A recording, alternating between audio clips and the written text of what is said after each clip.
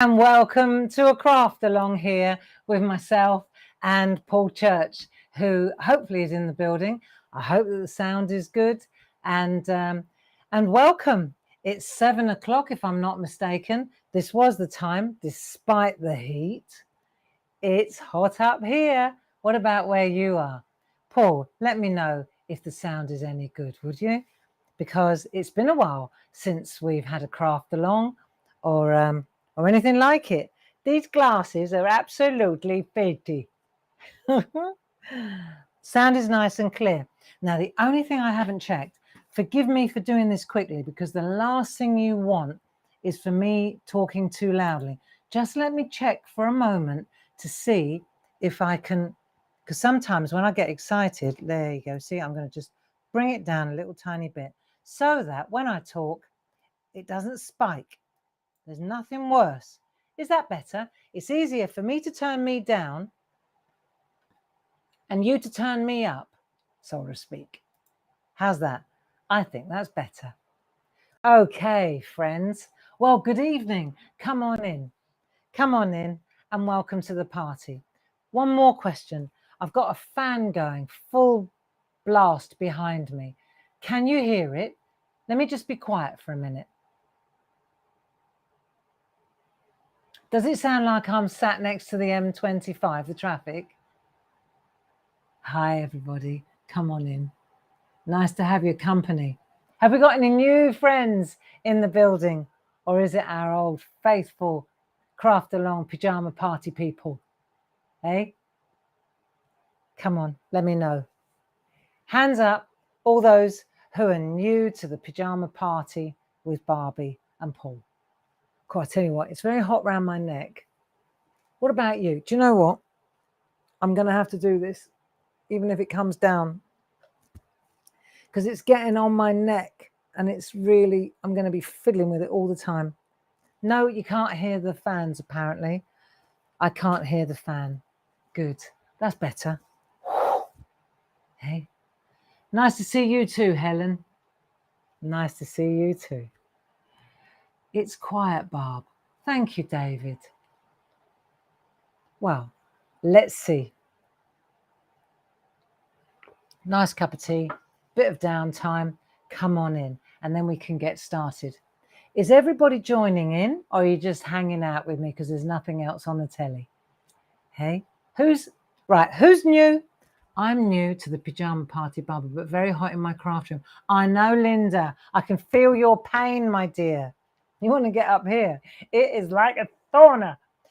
You see, my little studio is above the garage at home, and so you can imagine it's baking. But you know what? Hello from Florida, Patsy. Great to have your company too. So we've got friends from afar, we've got our regular friends, and we've got newcomers too. And why are we all getting together? Because I had the bright idea when we were on Create and Craft last time, not last time, but a couple of times ago, we released the first of a wonderful collection of Linda Williams Christmas treasures. And if you will recall, we decided rather than pile 25 plates into the first show, we would release 5 a month over 5 months. And that's what we did. And the first 5 plates were released a couple of weeks ago. My hope is that you've all got your plates. Did you get them? I hope so. We'll be going like the clappers. Everybody should have the plates by now anyway, shouldn't they, Paul? Paul's in the building with you. 200 in the rooms. Well, I say. Welcome, 200 friends. You should have your plates already. And if you haven't, I apologize profusely. The good news is that we can record this and you can come back and catch up any other time. And you know what? Honestly, if it's too hot today to craft, I really understand. Don't sweat it. Don't sweat it. Just find yourself a nice tipple, nice cold lemonade or something, and just watch. Hang out with us. Put your feet in a cold bucket of water. It's difficult to do that and do parchment at the same time. Don't you agree? Do you know, I'm sitting here and there's this cobweb attached to one of the lights just wafting away in front of me. Oh, it's gone now. Right, another spider homeless. Okay, are you ready to rock and roll? What I thought we would do, just watching tonight, I get that jiggy jiggy. Jiggy jiggy. Seriously? It's okay. Hello everyone, very warm in Belgium. Good evening from Bedford. Belgium and Bedford. When are you going to get that in the same room? Hey? No plates yet. Patsy, I'm sorry to hear that. But are you in Florida? Because that could explain why. I, like you, have got a nice cup of Yorkshire tea. There you go, Teresa. Can't beat Yorkshire. Now, if you remember, on the launch hour, Linda WiIlliams, unfortunately, she can't be with us this evening because she's up to her ears in crocodiles. I knew you said something else. She's up to her ears in crocodiles, trying to get out the door. And so I'm driving the bus myself tonight. But she assured me that next time, when we release the second set of plates, she will be the bus driver. And I get to watch and play along like you do tonight. I thought it would be a good idea if we go to this particular rather very, very beautiful piece of artwork that I used. It's a Linda original, and Sarah, not Jiggy Jiggy, huh? I know. I knew I would. If it said Jiggy Jiggy on your birth certificate, I would have to question that. Now, this was the beautiful piece of artwork that Linda prepared for us when we launched the first 5 plates. Okay. And I thought that this was a really beautiful one because it was so deceivingly achievable, wasn't it? Let's have a look on this camera so you can take a closer look at it. Right. So you see, whilst it was a real privilege to be able to launch these plates on television, and it always is a privilege to launch our products on Create and Craft, this is where we get to kind of put the plates through their paces, play with them, and take a much closer, slower look at the artwork. Now let's have a look. You see, because the main thing is all on this tiny little piece of parchment, this little oval. Everything else is really just garnish, if you like. So what I want to do this evening with you is focus on that centerpiece there. Now, if you could get a screen grab of that, go for it. I'll hold it as still as I can. If you're on your computer, if you've got a Mac, just click Command 5, screen grab it. Yeah? Or if you're on your tablet, all you've got to do is just take a photograph. You know how to do that. People underestimate us, don't they? Us mature people. We know how to do a screen grab. There you go. Ken Kilminster, welcome to the party. Just finished my fish and chip supper. Lucky Ken. Right. So that's what we're going to do this evening. I thought that would be a really, really nice one. Okay, so the first thing you're going to need is, well, let's have a look. Let's deconstruct it and then we'll decide where we're going to go. Okay. Right, I've got to be honest. It's been a bit of a scramble today and I just got back. My dad's in hospital. So I shot over to the other side of Tunbridge Wells, went and saw my dad, took him a great big pot of ice cream. He's doing much, much better. Thank you for inquiring. I know a lot of you have been asking. He's doing so much better, but I didn't want to let him down. So I ran over there, got him some ice cream, sat with him for an hour, got back in the traffic, got back over here at 6:45. So to be honest, you'll have to bear with me a little bit. I'll calm down, but I may be a little bit hyper to begin with. It's only because I'm running around like a headless chicken. But it's okay. Look. Happy dad, happy daughter. Right.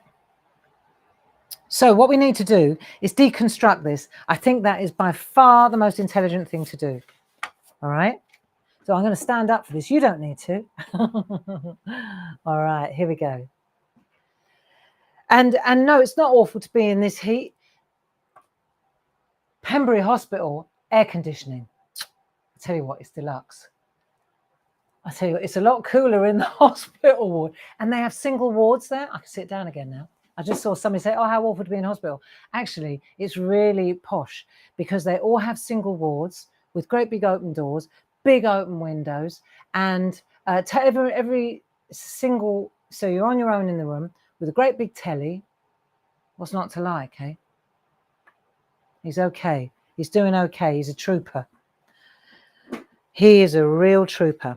So let's have a look. If I won't come out, I won't pan in too closely for now. Let's have a look and we'll see. Let's start from the back. So at the back of Linda's masterpiece, we've got a large card. I think this is, I'd say it's an 8x8. And then we've got a piece of our designer paper. So this one, Paul, help me out, love. This is D. Paramore, and I think it's toffee apple, but I could be wrong. All right. I've lost my notes. I know.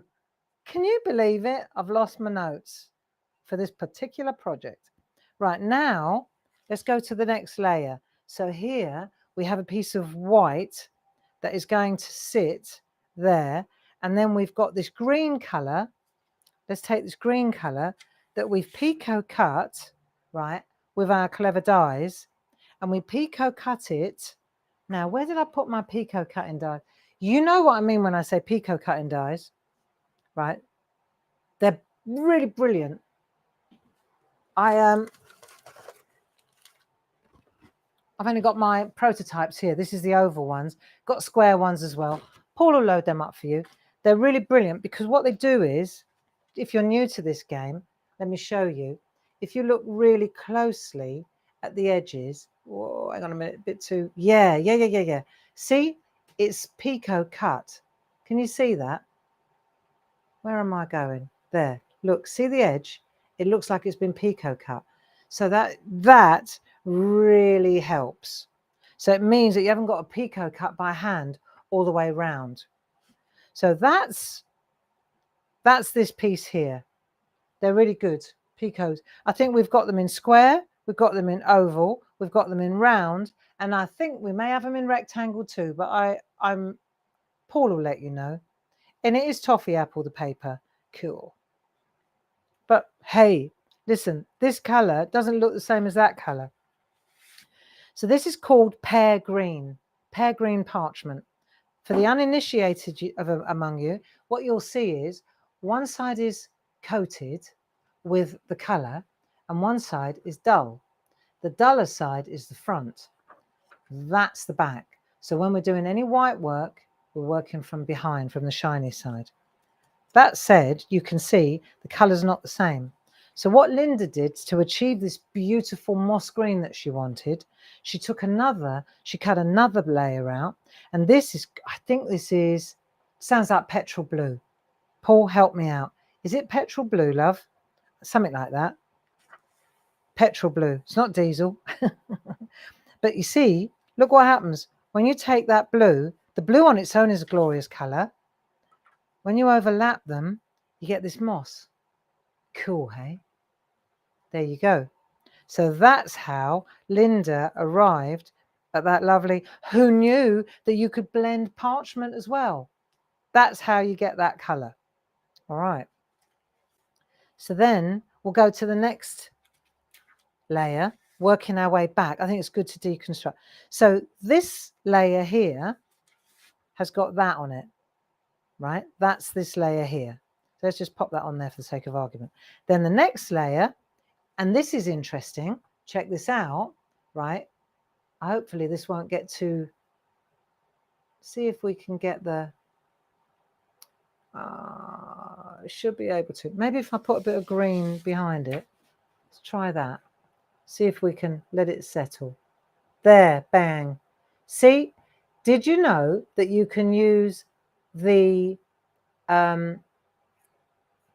Pico dies to also cut out card? Bingo.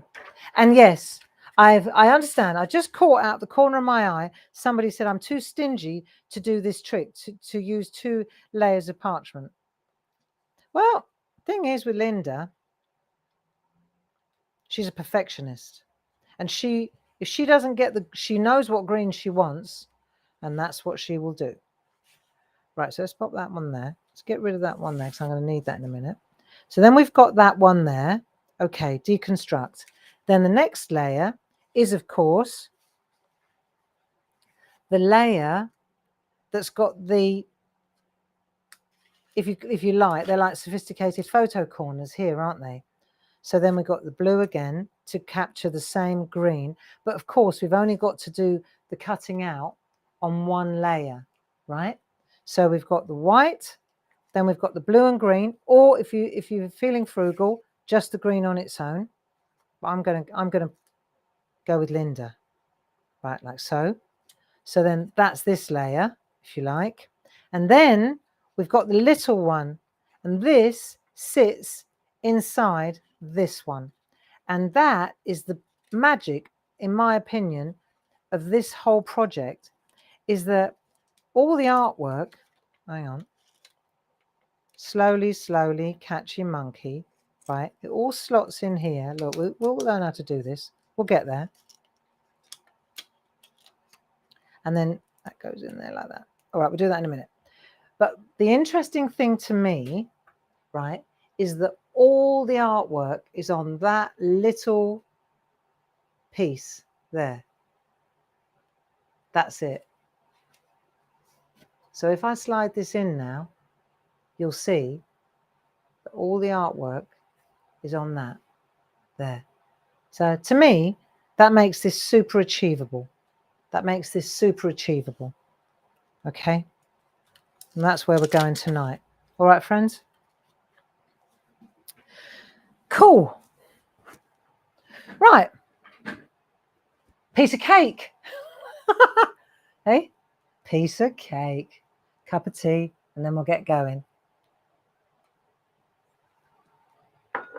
So I'm going to assume that you've cut your oval out, or you haven't. And if you haven't, then don't worry about all the gubbins around the outside. Just get a plain piece of parchment and just trace out the little, just do the centerpiece. It doesn't have to be mounted.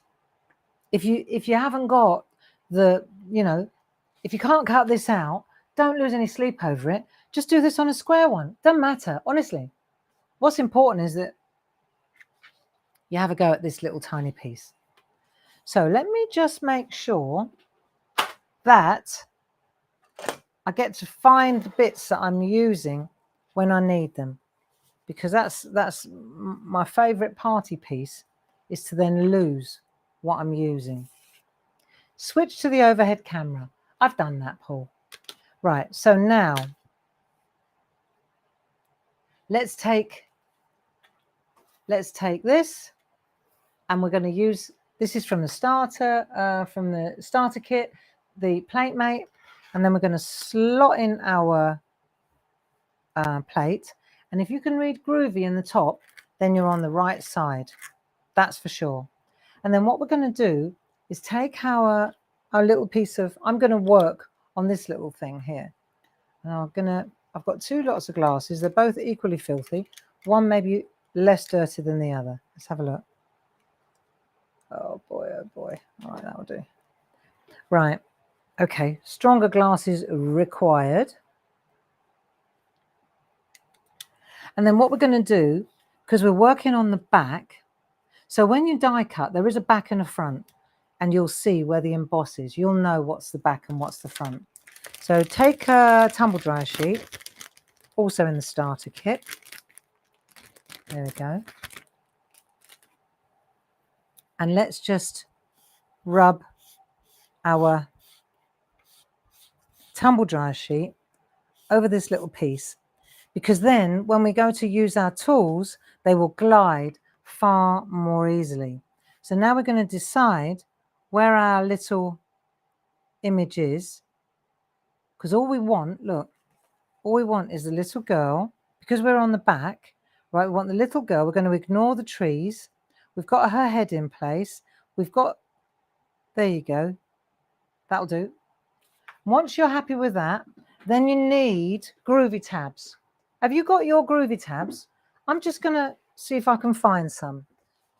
Here we are. Groovi tabs. Okay. To hold it in place. Is everybody happy? Don't tell me if you're not.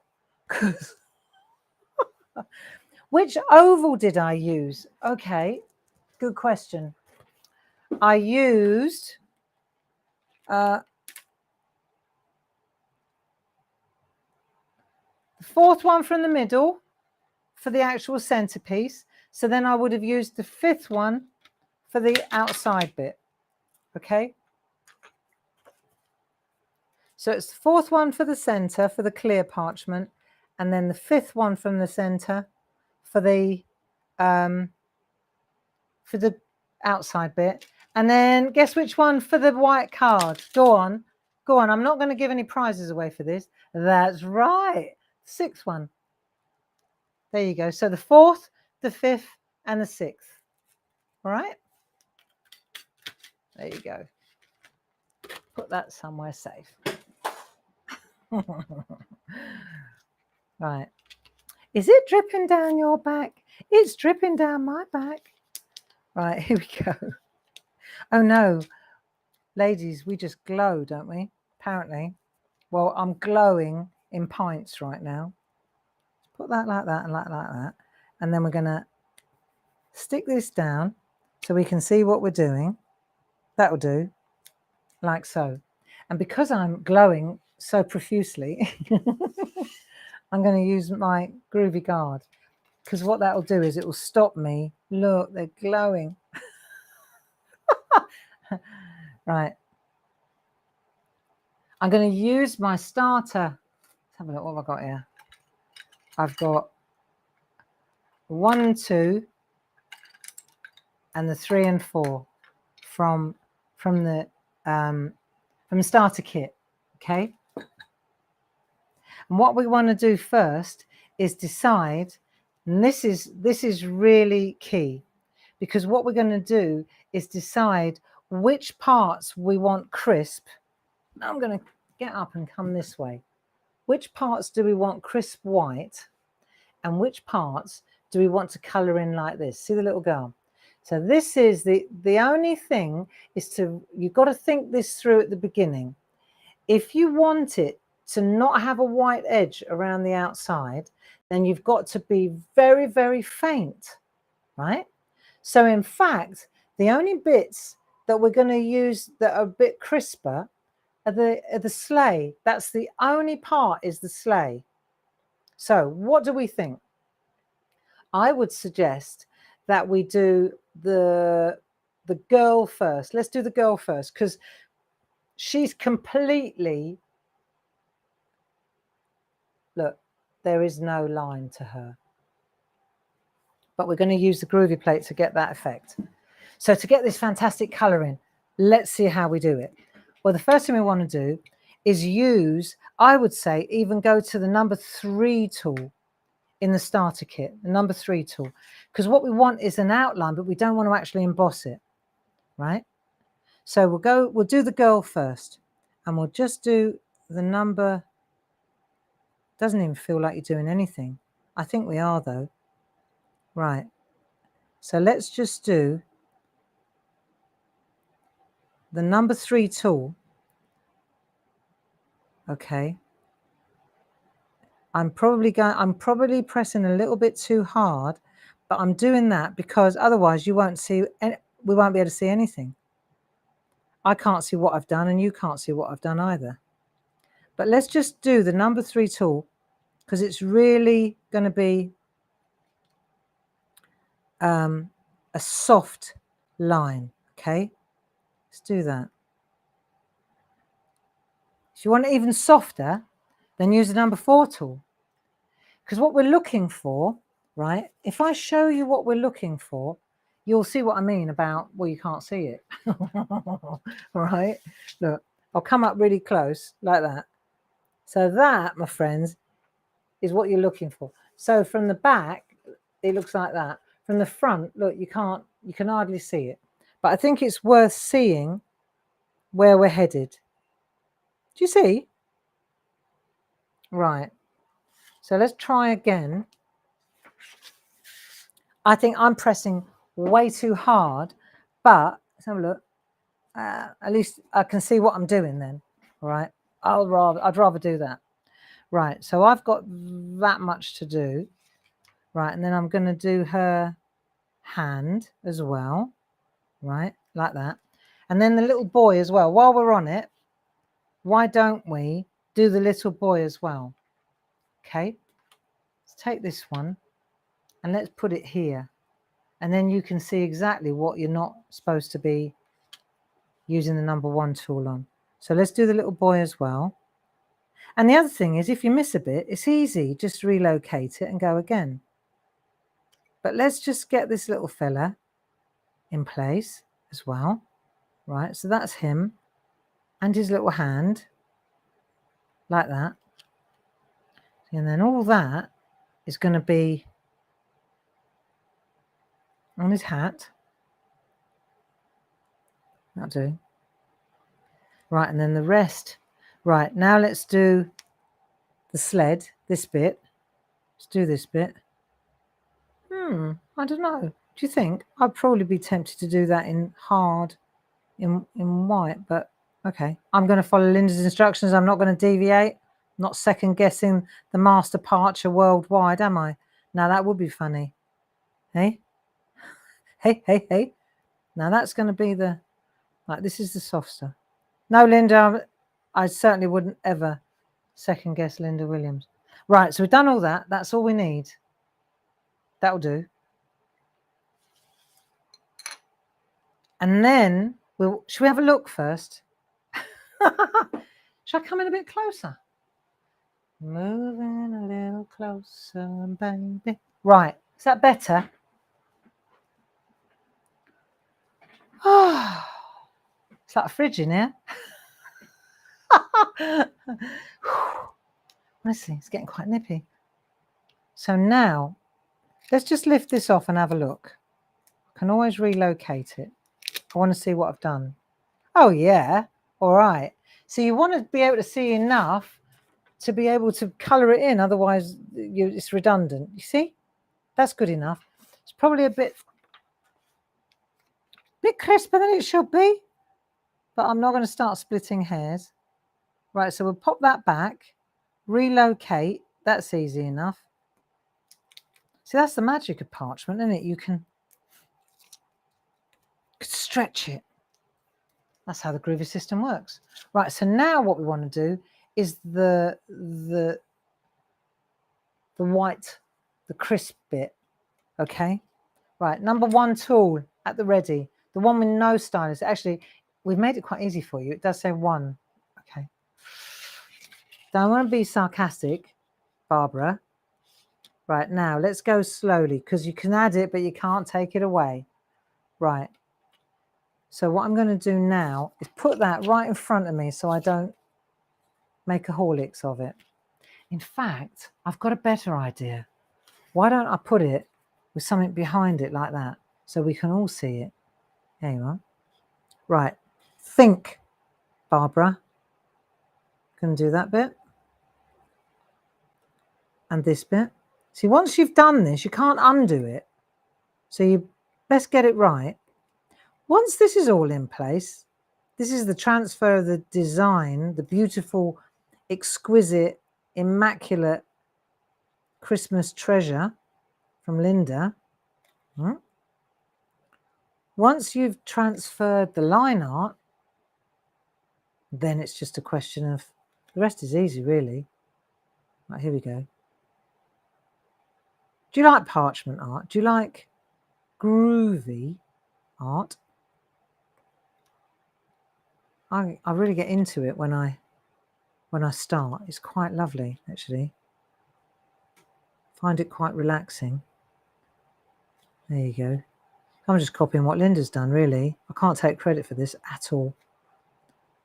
I could take credit for getting here. And I can take credit for switching the machines on and the cameras. But that is it. Other than that, I'm just copying this. And that is actually quite, that should be quite comforting for anybody who's new to this, you know. The bottom line is, if I can do it, you can do it. We've always said that in the shack as well, haven't we? Hey? If I can do it, you can do it. And lo, they could. It's true, isn't it? There you go. Hey, Shveti. That's not bad, is it? 263 people in the room. Well, I'll be. That's brilliant. So when I take this away now and I have a look at what I've done,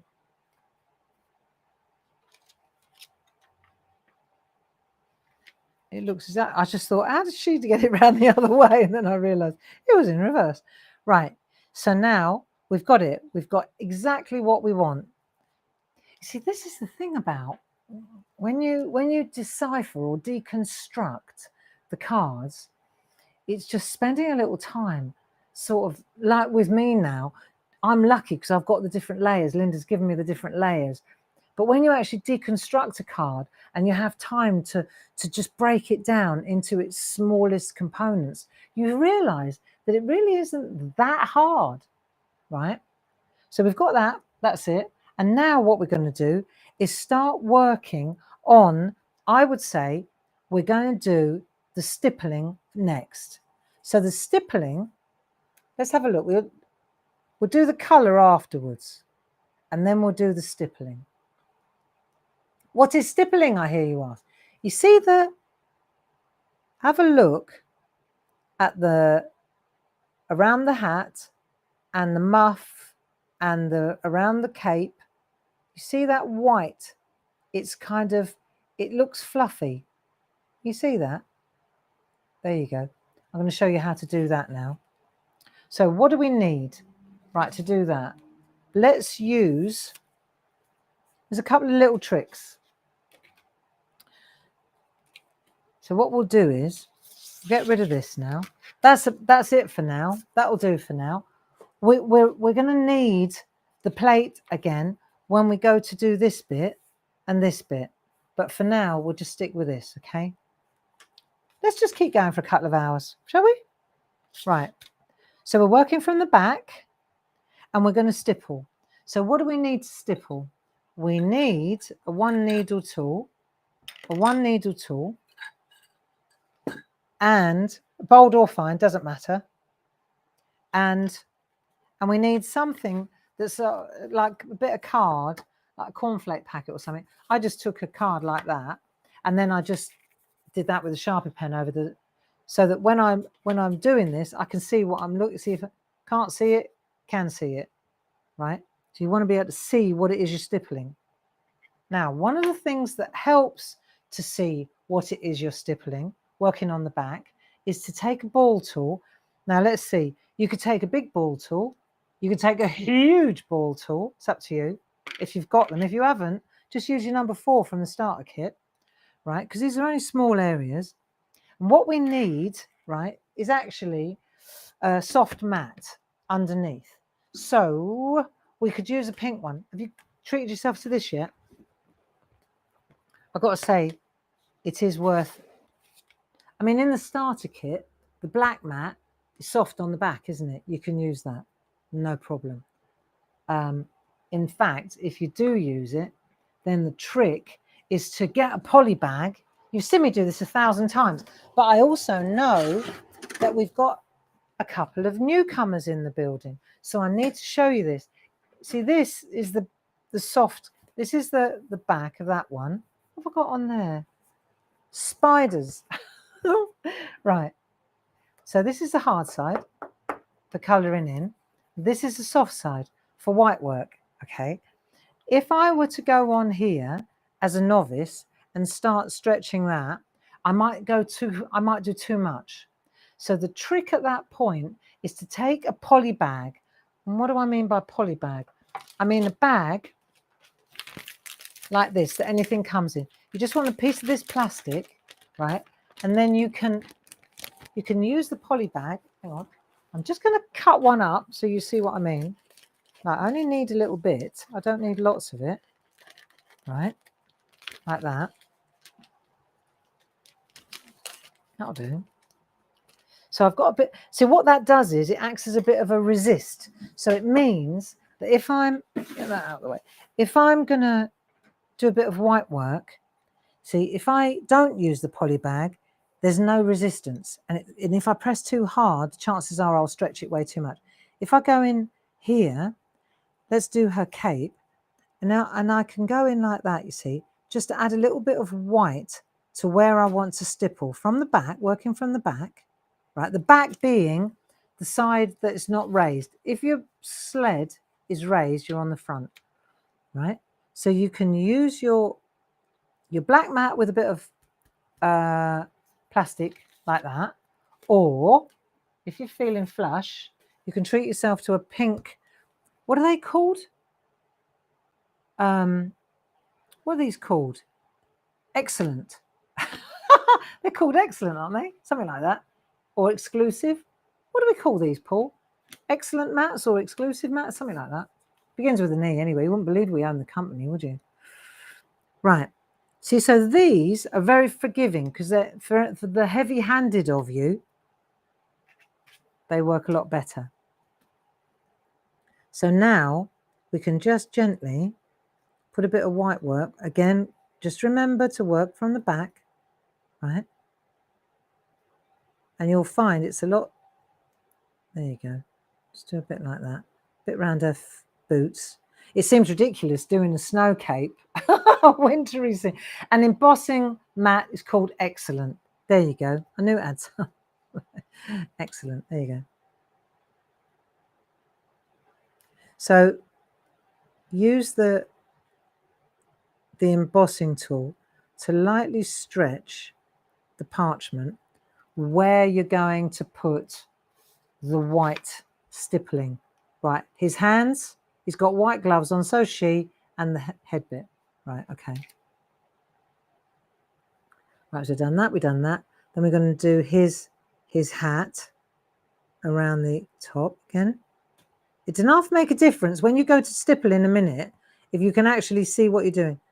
The bobble on the end, that'll do. That will do nicely. Thank you. And then we had a hand. Is this a hand? Yeah. So we've got a hand there. And then we've got a little hand up there as well. But for some reason I missed his. Let me get that plate back. I seem to have missed his arm. Did he have an arm? What's going on there then? Oh, I missed his body. No, there's a little tiny arm bit that I missed. Well, the good news is that you can go back and you can take your number 3 tool, because it will be a bit of a challenge. If I don't put his arm in, I won't see what I'm... Kind of. That'll do. Right. So we've got his hand 4 tool. That'll do. That'll do. So we've got his hands. Then you've got his coat. Got that, got that, got that. Done that. That's it. We've got our booties. Easy. Right, so now I can see what I'm stippling. I'm not sure about his hand. Hey, I didn't say I was an expert. I just said I was going to hang out with you for a couple of hours, all right? I've got a rough idea where we're headed, all right? I did check with the sat nav, aka Linda Williams, before we started. Right, come on. Stop larking about. What we're going to do now is the stippling. So we leave our pink mat away, because I don't know if we need that anymore now. We'll check it out in a minute. One thing at a time. I think that's the thing about this. It's about taking it one step at a time. Right, you ready? So what we're going to do now is stipple away. Right, so what you're going to do, hang on, it says something on the front of my white, hang on a minute. What does that mean? Close. It's okay. The computer is starting to talk to me. I don't know what it wants. Right, stippling. We're going to do the stippling. And I'm going to use my mat. There you go. And what we're going to do is this. So you take your, maybe if I use this, then you can see it from the side. And what you're doing is you're stippling like this. You're just going like that, working from the back. And the more dots, it's obvious, the more dots you put in an area, the whiter it will get. Okay. So let's do her hat bit first. And my suggestion is just saying, right, that you start like this, hold the pen quite tight down the bottom. You've got more control than if you hold it up here. If you hold it up here, you could be just stabbing randomly, okay? So hold it quite tight to the bottom and then hold it sort of perpendicular, upright, right? And then all you're going to do now, and it's not a race, you don't have to use it like a pneumatic drill, but my suggestion is that you go round the area, go round the area first that you're going to actually stipple, right? And then fill it. Here we go. Do you want to have a look what it looks like before we carry on? I found it a lot easier to go around the outside. You see, because we've done a little bit of embossing, white work, see how much easier it is to find what it is you're actually doing. Look, now let's have a look what it looks like on the front. I say. Well, I love it when it works. Let's see. All right, I think this is a better camera for this job. If I stand up, let's go up a bit further. So that's not hard, is it? Can you see? And the more I do, the whiter it will get.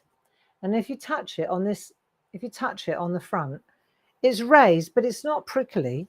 It's just furry. All right.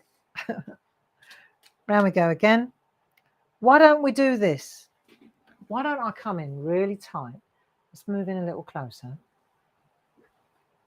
Come in really tight, and let's do all the bits that we want to stipple.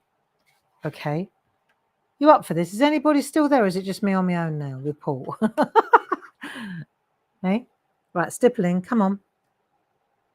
Round the area that you prescribe. You've already done the white work on it. So do the round the area like that. Right, let's go to that camera. And then we're just going to start. Right. And then round we go.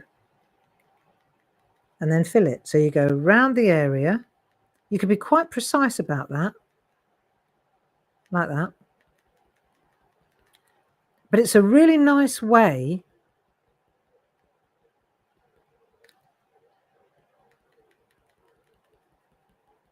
of getting a lovely texture.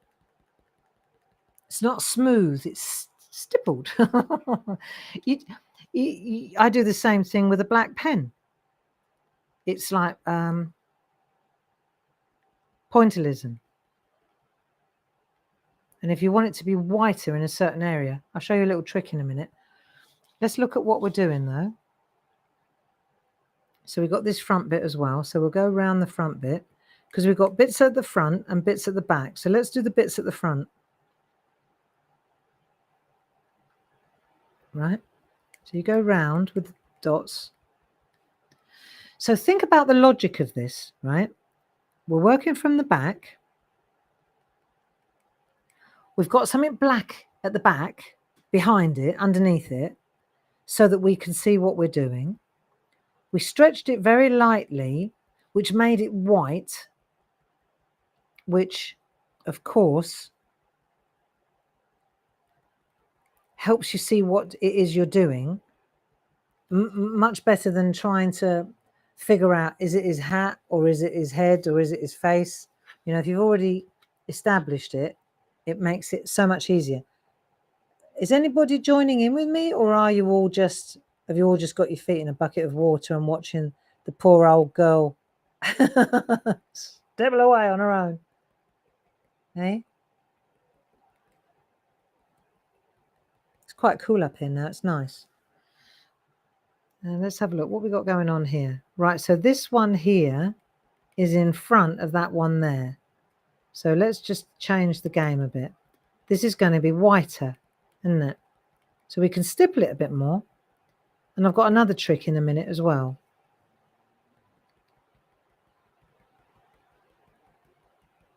I don't mind stippling. I find it quite therapeutic, really. Let's have a look. I remember Linda and I went to Slovenia a few years ago. We were doing workshops. She was doing little puppies, like fluffy puppies. And there was quite a lot of stippling involved there, I think. Like scratching and stippling to get the furry effect. And these women were going at this puppy. They were doing this puppy for about 3 hours, 4 hours. And they'd only done the nose. And I was like, this was early days. This was early on in my parching career. So 3 hours for a nose. You must be kidding me. I could have knitted a jumper in that time, but I can't knit. Yeah, it was funny. Now, the thing is, you see, have you got a white pencil? Have you got a white pencil? Let me check. I bet I have. Oh, I have. Have you seen my... Look, I hate to... like, ceramic envy here. You ready? Look, I actually made myself... I usually give all this stuff away, but I actually made myself a matching set. Look at this. How cool is this? Look, I've even got one for me niece. I know, I'm getting there. I keep saying I'm going to make loads of these and then I'm going to sell them. And then I don't because I haven't got time. But you understand. Anyway, I think they're pretty cool. These ones have got a really nice crackle. Can you see the crackle on there? Isn't that super? Look, see the crackle? Fabulous. Anyway, be that as it may, all I wanted was a white pencil. Because we can use a white pencil, you see, to accentuate what we've done. I bet we can. Makes sense to me anyway. Let's have a look. So if I turn this over now, you all right with this or you're bored with it? Right, see, so this here needs to be white to be able to... So why can't I, if I do that there on the back, I wonder if that will make it pop to the front. Hey, what did I say? Right? It's cool, isn't it?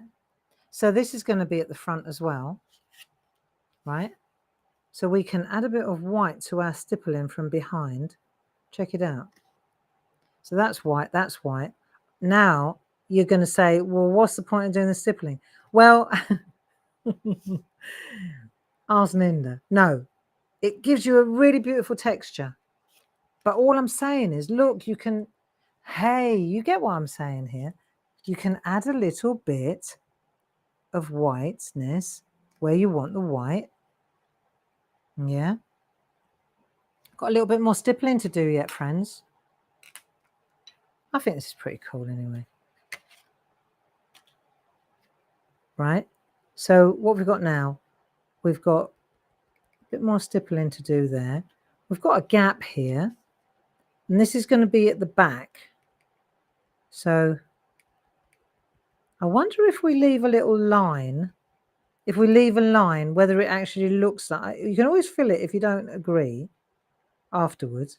But I wonder if we do just have a little bit of shade, like positive and negative and all that. And my fingernail's terrible. Honestly, I didn't even have time to clean my nails. I'm embarrassed. That's because we've got the retreats coming up in a minute as well. It's all right. I'm just cleaning my nails quickly.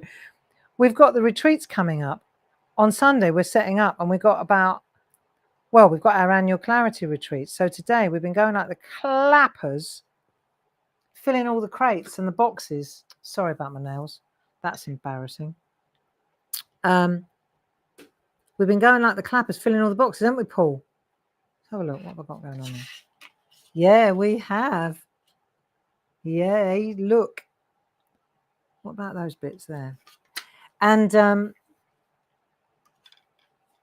my nails got all dirty because we were in and out of bread bins and boxes and ink and a lot of the stuff. We had to test all the ink pads and that, because a lot of the stuff, it hasn't seen the light of day in 2 years. We haven't had any workshops or anything, have we? Haven't done anything because we haven't been able to. See, that foot's missing there. I'm going to have to use my imagination there. Right, round we go. Focus on what you're doing, Gray. Fluffy bits. There. Have any of you got the Marina Fedotova, the poppets? I know you have. Well, some of the wintry ones, the angely, you know, the little fairies and that, they've got little capes on. They're wearing little winter capes. They're beautiful. The Marina Fedotova images. And this stippling trick, especially with a little bit of white work first, so you know which bits you're doing, and then a little bit of stippling, and then with a white pencil to get the light and shade, it looks absolutely breathtaking. Just saying. Especially if you use it on darker parchment. But the printed ones, they come already coloured, and they're just exquisite when you do this trick. Okay, I've seen some artwork and I've tried it myself. It does look lovely. Right, so let's have a look. She's looking pretty good to me. Little boy next. How are you getting on? Right, so I need to make sure. Isolate the bit you're going to do. Right, so I'll just go to that camera. So I'm going to go around the bit that I want to do. That's there. And then I'm going to do his, what's it called? The pom-pom at the end. All right. And you hold it up perpendicular and round you go. I told Dad that I said, I can't stay long, Dad. I just wanted to take him some ice cream, really. I said, I'm doing this Craftalong. He said, like you used to do in the classroom. I said, that's right. But instead of it being on telly, it's on Facebook or on YouTube and that. He said, how many women? How many people? I said, I don't know. A couple of hundred. But I said, even if there's only 2, I've still got to be there. He said, you absolutely have, Mrs. But it was nice to be able to tell Dad about it, really. Tomorrow morning I'll tell Mum. All good. So that's his little hand. His hand's looking a bit ropey on mine. He's pointing his finger. Hang on. I'll make it look even. There you go. It's that finger. He's going, looky, looky. Hang on. There you go. Got a little mitten. Come over this way a bit, Gray. It doesn't take so long, does it, when you get it going? And if it's not working that well, you've always got the white pencil trick if you want to add a bit more. Stipple, stipple, stipple, I reckon.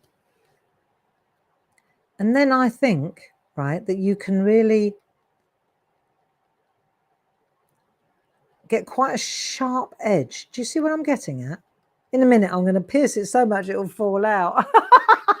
Has that ever happened? No. Imagine that. You make you go all the way around, really, really tight now, right? And then, and then it falls off because you've perforated it. No, you can't. Not possible. I reckon this will do. Let's have a look. Pretty good. Hey? Oh, what about all this lot here? Okay, well, while we've got it out, we might as well do it. So this little hand and this little muff, right, here we go. So this is the hand and this is the muff. I think also what's key is that you don't rush it, you know? Who here is a traditional parcher? And who here in the room with me, with us, with Paul and me, who is a card maker, like a stampy, inky card maker, like me?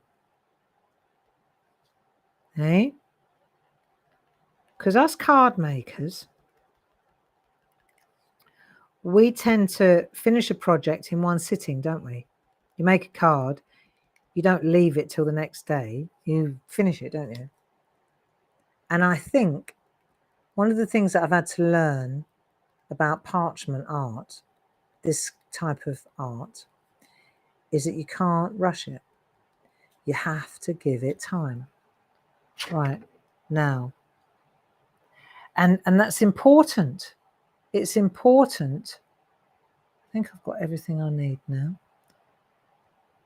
Yeah. Got his two hands, got his hat, got his bauble. I think it's important not to rush it. That's all I'm saying. And I think another thing is there has to be a kind of an element of acceptance that it takes as long as it takes. If you want it to be really lovely. I've watched Linda, you know, and I've watched the way she works, and it's immaculate what she does. But it's the time that she invests in her art that makes it so exquisite. You know, when she does something like this, she'll take a long time over that. And we are this evening. And if we only do the colouring on the cape and we don't get to all this, it doesn't matter if we don't get to all this stuff. What's important is that we get that colouring lovely. Are we in agreement on that? We don't want to rush through that, you know. Doesn't make sense to me. Doesn't make sense. I'd rather get it right. Have a look. Are we in agreement on that, though? That we may not get to the outside bit, because that's pretty. I'll show you how to do this bit. It's not hard, but for me, I think we got together to do the colouring. Question from Donna. Can you colour first and then stipple? Well, if you colour first, you can. You really can. You can do one or the other. But if you colour first and you use oil, Dorso oil, like we're going to, then the chances are that you'll go into the area where you're going to stipple. If you're going to dry colour, I just feel, unless I've got it completely wrong, I would say that I would stipple first and then colour in, only because I've established where the white is now. But I don't think there's a strict rule. I just thought that it would be less risky. So stipple first and then do the colouring. But, you know, like I say, I'm no expert. We've got to start somewhere. Might as well start with the old the muffs. I think I'm right. Now let's start on the. Should we do a little bit of the colouring? Start on the back, right?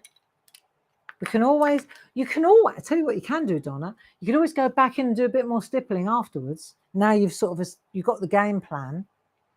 Okay. And I'm sure that there are people that know more about this than I do in the room right now.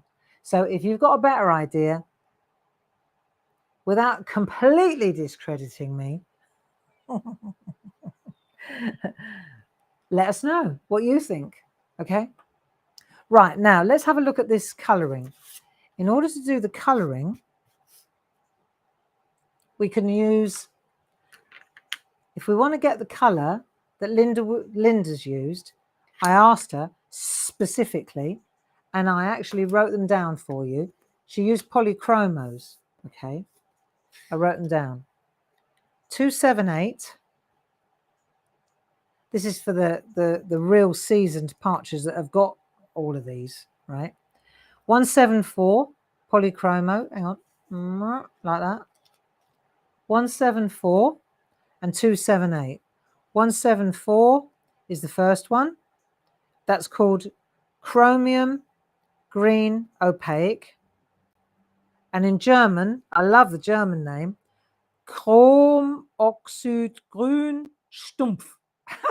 Stumpf. I didn't know that Stumpf was opaque. I think I prefer the word opaque. Right. And then 278, the darker one, is Chromoxidgrün. Oh, that's it. Stumpf, not Stumpf. So it's Chromoxidgrün, Oxidgrün, and Chromoxidgrün Stumpf. So it's 174 and 278. According to Linda, that's what she used. Okay. If you're, let me tell you, if you're using pergoliners, then you can use the B pencils, and the closest you're going to get on the B pencil is B6. B6. That one. B6. Okay. That'll do the job.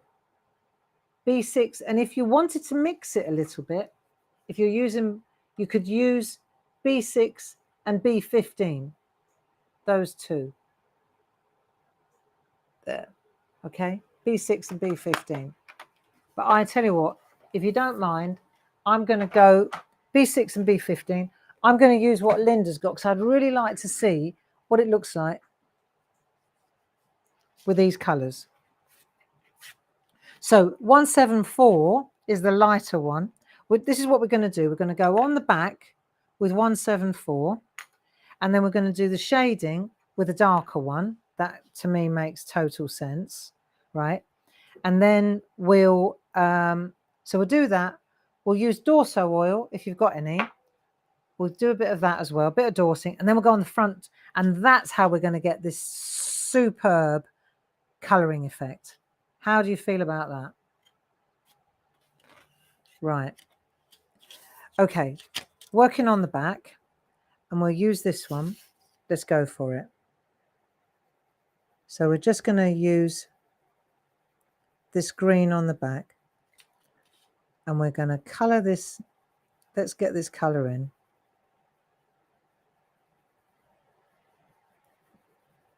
Kind of layering, yeah? And you need to work, so you can't see what you're doing on white, so you need to work on the black matte, really. Hard surface, though, okay? And then let's get these colours in. Let's get this going here. Right. On the back to start with. So now we've done the stippling. We can see where we've got to go as well, can't we? So let's do this. I don't think we want to put too much down. Maybe I'm being a bit ginger. But I do know when I use the Dorso oil, that'll blend it quite a lot. So I'd rather do 2 layers, if you know what I mean. We've got that colour down.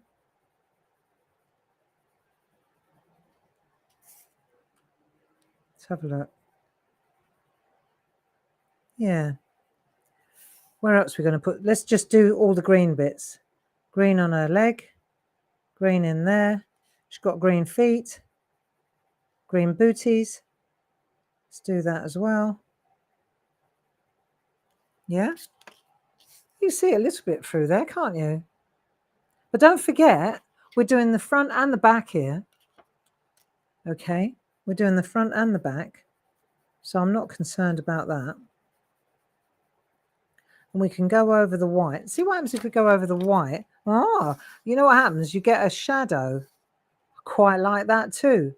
Okay. See, that's it. It's a little bit gritty, isn't it? That's all right. I haven't finished yet. It ain't over yet, people. We haven't even started. Right. Bit of green. See, I'm quite good at colouring in on card. But I'm learning as well on this stuff. I know the theory, you know. Let's get, so here we've got his hat. We might as well, we're on it. We might as well do it all in one sweep, hey. So let's get his hat going. Anybody got another question for me? I'm not saying I can answer it. Give it a go. Right. Got a green, lovely, sumptuous green blanket. Got a bit of hands going on. That's all right. Right. I reckon this is going to be fabulous when it's done. So what about if we do this, right?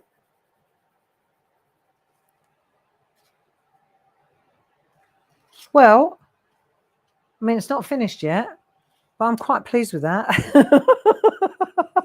It's not quite the same, but we're getting there. Hang on the back first. Now we've done that. Now we're going to use some Dorso oil. Should we try that trick next? Have you got some Dorso oil? Right. Okay, let's just do it. Okay. Dorso oil. We need a makeup sponge, or as we call them, a spot-on sponge. Get one of them because it's easier for dispensing. Then we need, I know, why aren't we selling them? It's a long story. They're getting made. They're in the pipeline. Don't ask. Don't ask. We got really badly let down. Don't want to talk about it. But they're coming. Tell you what, though, in the meantime, what we do have is the nibs. The nibs we have. And you can hold the nib and you can work with a nib, right? You can work with a nib without the holder, okay? If I had £1 for every time someone's rung the office and said, why can't I buy these? I could go to the Maldives. But there you are. Do you not think that we would be selling them if we could? But now we're that far away from back in production. We really are. And once we own the rails on it, it will never happen again. Touch wood. Right. So what we need now is a little bit of Dorso oil. I think I may come out a little bit. Let's see. Because I'm thinking that I'm so close up now. Let me come out. You can't actually see what I'm doing, can you? Right, let's have a look. So take a bit of Dorso oil. We'll put a little bit on there like that. Can you see that? Don't want too much. So what happens is if you use too much, then it works as brilliant as a getting rid of colour. I learnt that to my dismay on live TV when I was doubling up with Tina Cox. And this is when I learned this trick. And I poured on the Dorso oil, and having coloured in this piece meticulously as you can on live TV, I then proceeded to lift all the colour off because I'd used too much Dorso oil. Yeah. So what we're going to do is just tiny little bit, and you'll see immediately how much there is on there. Look, you can see I don't even want to go again because it would just be this. Then I'm going to do it again, right? So let's see. Let's start where it doesn't matter so much. Right, down here. Right, Donna. You see, now I've got a load of control over the oil. And let's just go like that. And you'll see that the oil, it blends. I'm going to go all the way around like that. And let's see what the difference is between where we put the oil and where we didn't. Shall we? Yeah. So you can see where I'm putting the oil. This is the first layer. There you go. Right. Oil, no oil. Gritty, smooth. Okay. But you can't, you've got to do it on the blacks because you can't see what you're doing. So you want a bit more. Look. And then you get, look, you can see how much comes off. Right. Like that. Okay. Not too much. You can always add it. Right. Little circular motions. I bet all the traditional parchers are climbing their walls right now watching this. Well, can I just tell you that I'm self-taught with a little bit of help from Linda? But that's okay. I get the result. Sometimes I think it's not bad if you haven't read the rule book, you know? Because if you haven't read the rule book, you figure it out, don't you? Like, I don't have a degree in art. I never went to art college. I don't know the rules. And if you don't know the rules, you can't break them. See? I think sometimes rules can be quite limiting. But if you don't know what I'm not saying if you don't know what you're doing, but if you don't know what you're doing, right, then you can do, it's open canvas. It's like blank canvas, isn't it? Here we are. So I'm just using, not sure what's going on with his head there. I think we might need a little bit more.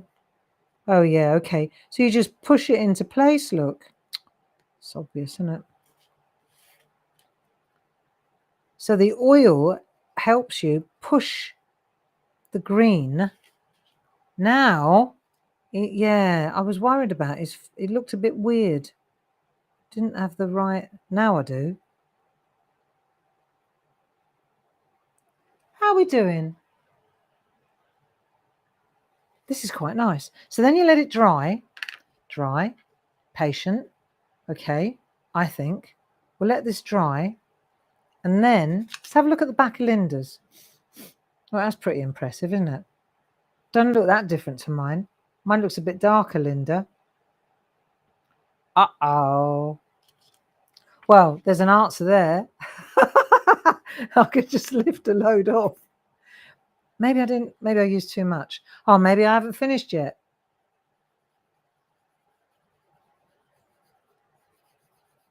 And let me tell you, to compare is to paralyze. So let's not compare. Let's just do our own thing. My green's going to be a little different to this green. Right, so we've done that. Right, now that needs to be dry. Well, that won't take long in here, I can assure you. Because then we're going to add another layer. And I think what I'll do is, let's have a look on the back of Linda's. Yeah, she definitely used the dark green on there for the shadow. Right, should we get a dark green? And have you got a sharpener? So I think we might need to sharpen this one. Let's have a look. You see, the thing is that all my stuff, my stash, see, the good news is I'm not attached to the table, so I can have a little walk round. Let me do this. I'm just gonna, yes, that's fine. You can have a look at that while I go and look for my sharpener quickly, because here it is. It's in the box ready to go to Ditton for the retreats. Ah, yes. Right. So I think what I'll do is I'll just lightly sharpen this one that I'm going to do the shading with. Nice. Okay, ready? Let's have a look. So now we've got that. Now we're going to add a bit of shadow. So first of all, let's just think shadow. I'm going to put a bit of shadow along there. Always working on the back. Let's just do this. Right, and then we're going to put a little bit of shadow where the white line is. And a bit of shadow around the bottom where the stippling was. Right, and then in here, we're going to make the cloak, the cape. It's looking quite good. Right, now up here, we do need a little bit of help, Barbara. So let's get, this is just like shading in any kind of, up here. This is just basic shading, isn't it? You just got to kind of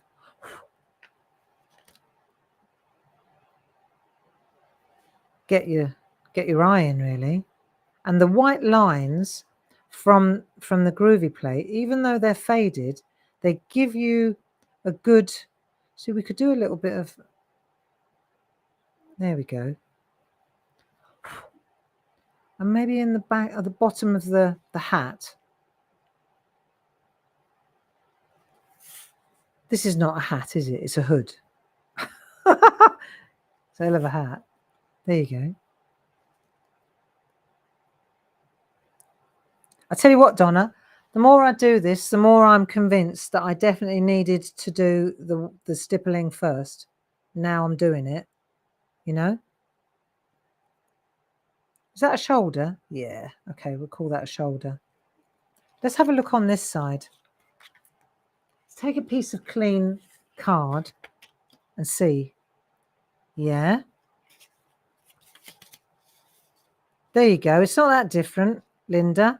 I haven't done the front. Yeah. Look. Okay.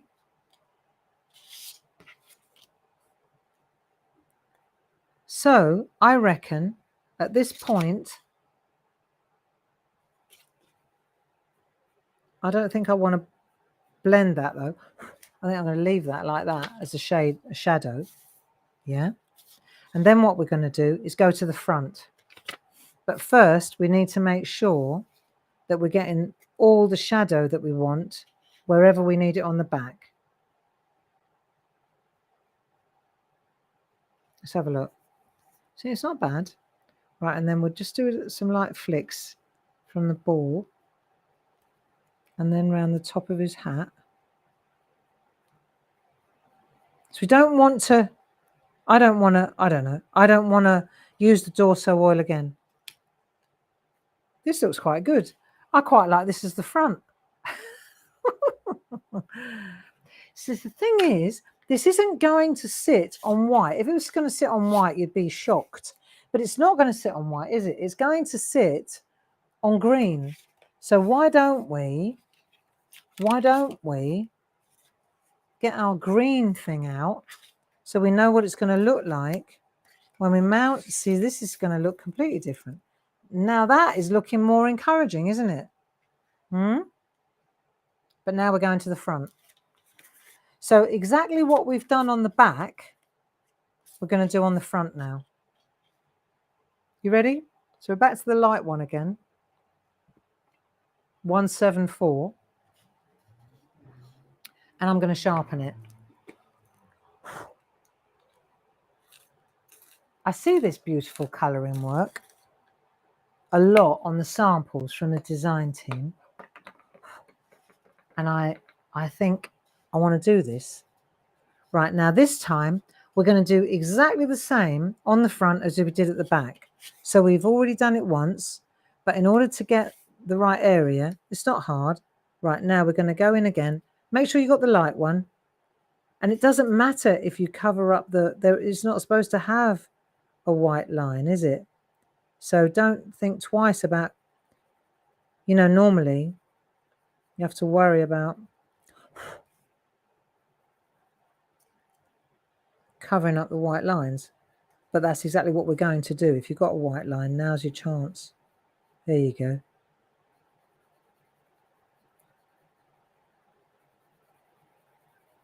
So we're just going to add a bit of this nice green to the front. Mind your stippling grey.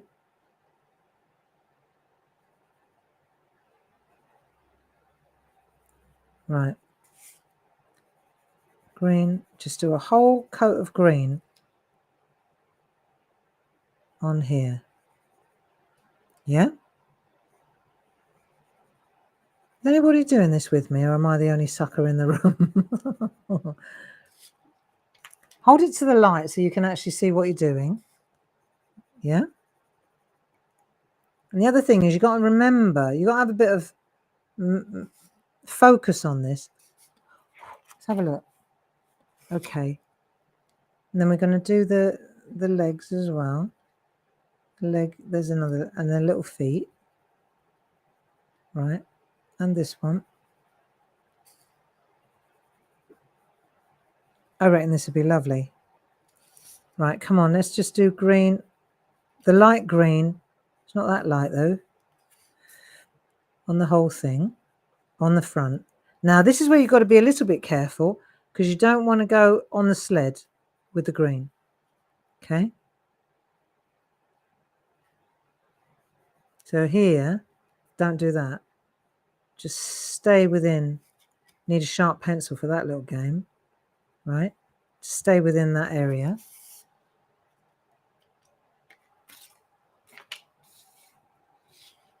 Looks a lot darker than yours, Linda, if you're listening. But it's okay.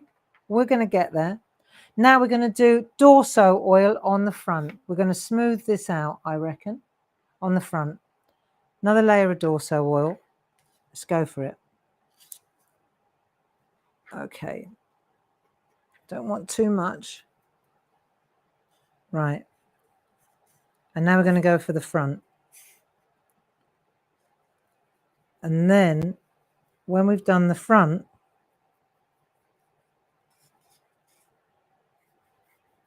we should see a result. And then we could put the shading in with a really sharp,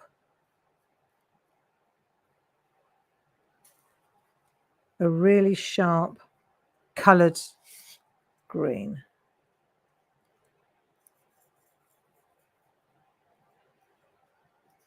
Yeah, I reckon. See, and when the light hits it, you can see where the Dorso oil is going. I can from where I am here. I can see exactly where the Dorso oil is. Now I'm going to start at the front of the cape, and I'm just going to work my way backwards on it. So I'm working on the front now, see?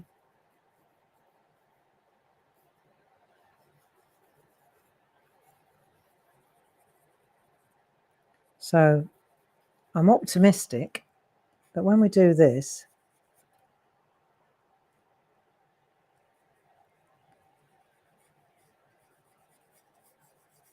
this will smooth it out nicely. That's the theory anyway.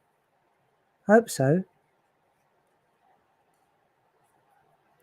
Do you ever wish something was pre-recorded rather than live?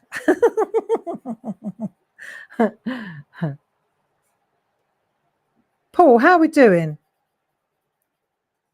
Are you still awake?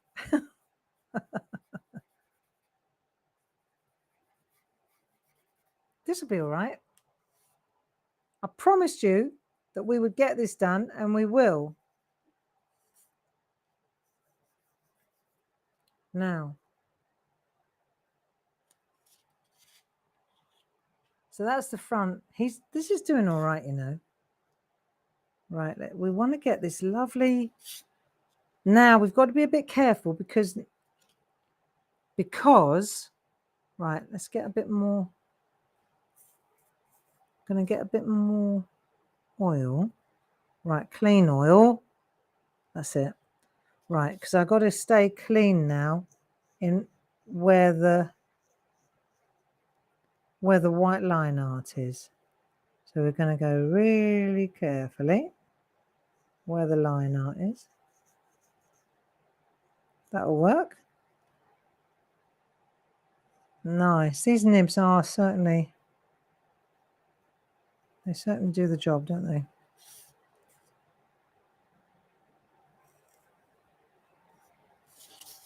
And let's go over the white slightly, because we seem to have a bit of a white line. Mind you, so does Linda. So let's not get too hung up on it, Gray. I reckon we're doing all right here, friends. You know? Okay, so we've done that, and now we're going to get the shading. So that needs to dry. That won't take long. 1, 2, 3. 240 people. I reckon you've all nodded off. Oh, stretch my neck. Okay, now we need to take that darker pencil. I hope I did use the lighter one there and not the darker one, which is about to find out. Right, and sharpen that dark one, 278, or the darker one from the pergoliners. Just get it real tight now. That's another thing I noticed. Linda, when she works on the front of the parchment doing the detail like this, she does a flick, she sharpens it. She does another flick, she sharpens it. She must race through these polychromos. Yeah. Right, you ready? But the thing is, I've got to work on the black because otherwise I cannot see what I'm doing. So now we're going to get the shading going again. Start where you're comfortable. And let's see what happens when we do this. Right, on the front. Right, here we go. So we've got a bit of...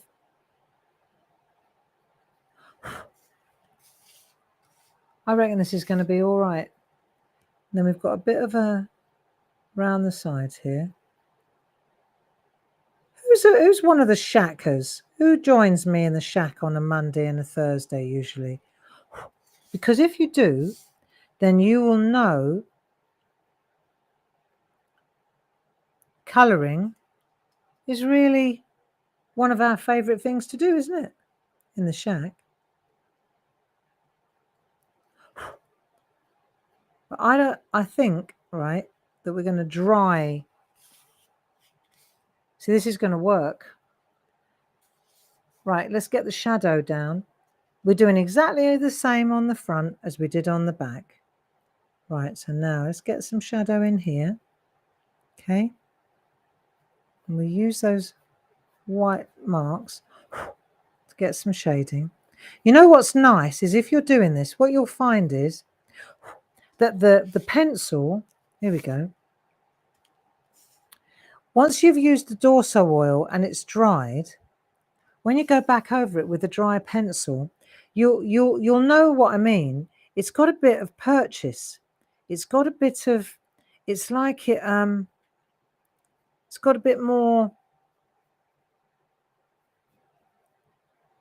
traction. It's yeah, this is going to be lovely. You'll know when you do this yourself, if you're not doing it with me here, you'll know exactly what I mean. Yeah. It kind of, it takes the pigment well after it's oiled. There you go. Look. Let's see if this is working. I've got to put it on the green to see. Oh yeah. Hey? Let's put it on the green and then I can see it better anyway.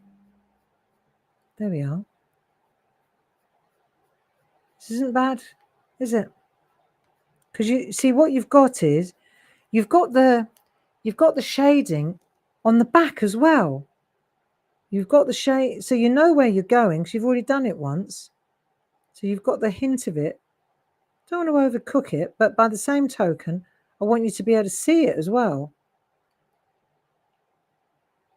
But it makes such a difference. This is the point of this whole exercise. And I know some of you must be going, you must be joking. Yeah, well, you weren't in Slovenia when she was doing the nose of the dog. This is quick by comparison. Now, Linda and I are very, very, very, we're best mates. So if you think I'm ribbing her, I love her dearly. And anybody that knows us knows that, all right?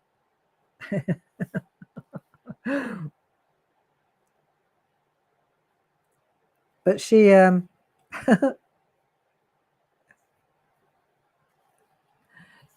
doubt whether she's watching because she's up to her ears in crocodiles, remember? Or she'll be watching because she just won't believe. She'll want to have a go. Right. This will work. See, it's quite nice. Look. See, and then you sharpen your pencil and you can get in. Tell me you're not impressed. Come on, tell me. Can I have a pat on the back for this one, please? Somebody pat me on the back. Right, so we've got a little bit of depth there and a little bit in there. And Donna, yes, I'm coming back to you again. You know, stipple first. Nah, stipple definitely first. Because otherwise, this is definitely stipple first, in my humble opinion. Because are we assuming that foot's in the snow and that's why it hasn't got a toe? There you are. See, once you start working on the front, you get quite brave, don't you, Barbara? See? I know it's darker than Linda's. I'm cool with this, you know. I'm really chuffed with that. Really chuffed. There's Linda's. It's a bit lighter than mine, got to be honest. But to compare is to paralyze. I think I just used the wrong greens. I think she must have used a lighter green. But doesn't matter. It's good enough. It's all about the shading. So now we've done, that was it. Can you believe all that, right, is to put that in there, then that in there, like that. I know you say, well, how did we get to that? Well, we'll do that in a moment. Look, but isn't that lovely? I tell you what, I got to be honest. I know his face. I haven't done his face yet. I need a fleshy colour, don't I? Let's have a look. Oh, hang on a minute. I could just use, I've got a pergoliner we've got a pergoliner that's a fleshy colour. Hang on a minute. No, that looks a bit pink. All right, we'll go with that one. No, he's a bit orange. I don't think he's quite that orange. Hang on a minute. I don't want to spoil it now. Right, do you want to get pencil envy? You're going to get pencil envy now. Right. Although the fleshy colour, I mean, flesh, it's all relative, isn't it? Where'd you come from?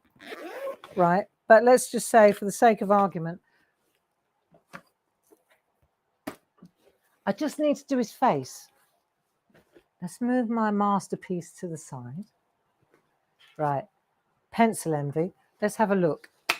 Where is my... Right, ready? Okay.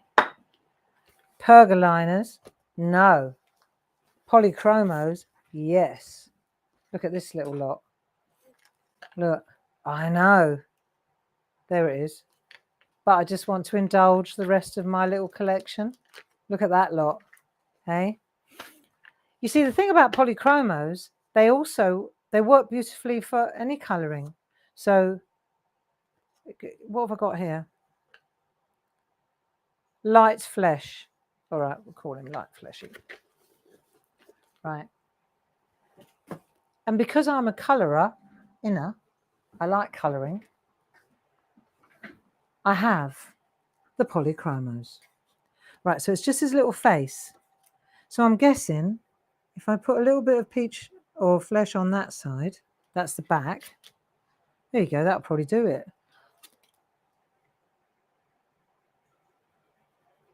There. That's that sorted, because you only see his little face. So if I put that on there now, there, that wasn't hard, was it? Oh, and I tell you what else I haven't done. That was Linda's one. Got a bit of flesh on my one now. I coloured your one in, Linda. Right. Okay. That'll do. Good enough. Bit of depth. That'll do. Okay, so we've done that. We haven't got the grey on the sled. Look. Should we do that as well? Grey on the sled. Okay, stay there. Have pencils. We'll find grey. We've got a set, Paul. Do us a favour, just in case anybody's wondering. You don't have to buy 180 pencils to do this picture, right? But we've got a set that we put together. It was to do with the shack. And we've got like, I think there are like 12 pencils in a pack, the polychromo. And there are several greys so that you can do drop shadows. And there are also that fleshy colour. And there's an ivory and a cream and a gold, silver. The metallics are very good, actually. And we put together a set of 12 because we thought that that might be really useful. Right. So I'm back on my one here. Am I on my one or mine's? I'm so impressed with mine. I don't even know. Yeah, definitely this is my one. I tell you what, that gives me joy. That gives me joy when I don't know whether I'm looking at mine or I'm looking at Linda's. I know. Should have gone to Specsavers. Okay, come on. Stop larking about. We'll do the grey next. So we're going to do it on the back. Light grey. Because this is the thingamajig. The sled.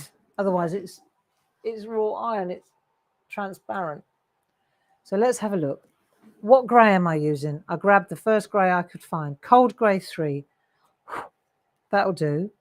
Cold grey 3. And then we're going to go over this area here. Yeah, that'll do. Now we're not going to rush it now, Barbara, and spoil it. Having just spent the best part of 1.5 hours colouring in a cape. So let's get a bit of grey going here. That'll do. Yeah, all right. Good enough. And what we could do, I bet we could repeat the whole thing. Don't know if I want to use a green one. Let me get another little nib. Let's see what happens if we do the dorso oil thing over the top.